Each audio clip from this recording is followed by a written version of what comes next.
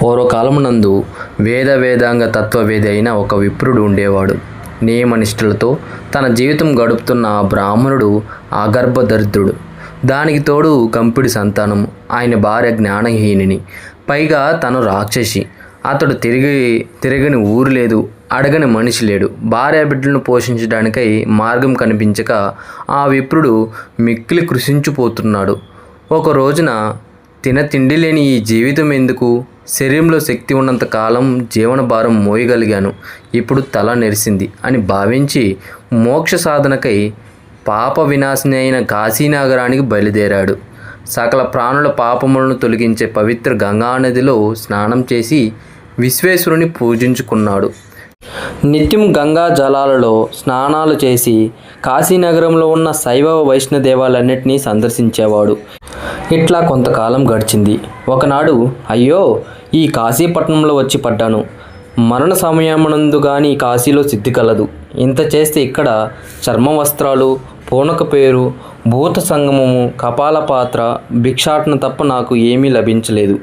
ఏమి ఉన్నది ఇక్కడ? ఇంత దూరము వచ్చి నీచమైన నోచుకోవడానికి బదులు ఇంకా ఎక్కడైనా వెళ్ళడం మంచిది అనుకొని ఆ విప్రుడు ప్రయోగక్షేత్రానికి చేరుకున్నాడు.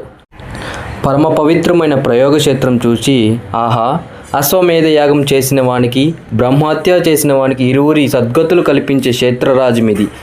అనర్థములు ప్రయోగక్షేత్రములకు సాటిరావు అని బహువిధాలను ప్రస్తుతించి గంగా యమున సంగమంలో స్నానమాచరించాడు.